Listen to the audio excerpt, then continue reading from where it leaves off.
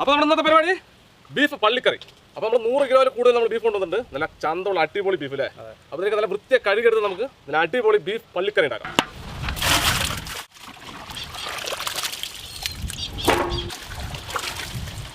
അടുപ്പ് കത്തിച്ചു വിടാം.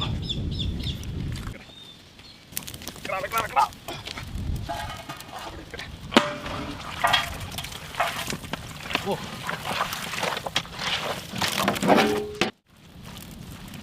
കുറച്ച് വലിയ ഉള്ളി, തക്കാളി, കുറച്ച് പച്ചമുളക് അരച്ചത്,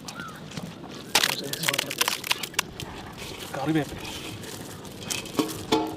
കുറച്ച് മല്ലിയില,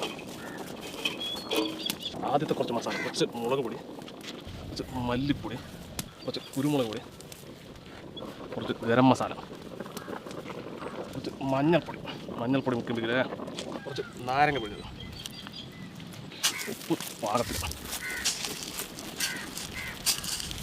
കുറച്ച് പച്ച വെളിച്ചെണ്ണ,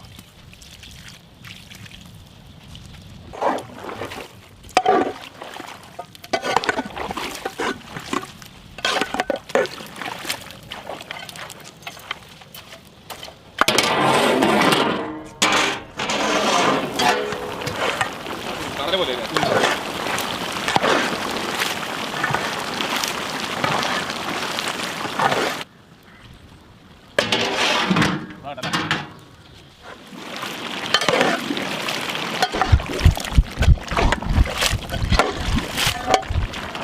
വറുത്ത് പൊടിച്ച കാശ്മീരി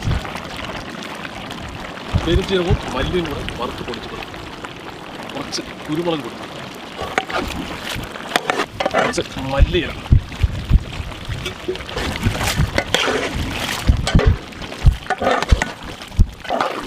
വറുത്ത് തേങ്ങ,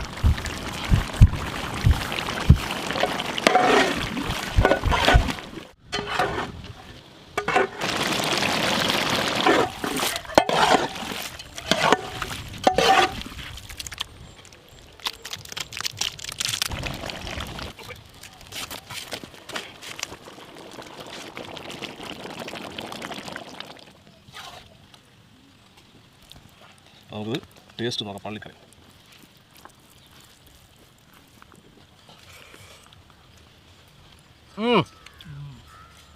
നമ്മളെ ഈ റീൽസിനെ കണ്ടുകൊണ്ട് അവർ കൊതി എങ്ങനെ വെച്ചാൽ അടിപൊളിയായിട്ടുണ്ട്. അടിപൊളി അല്ലേ?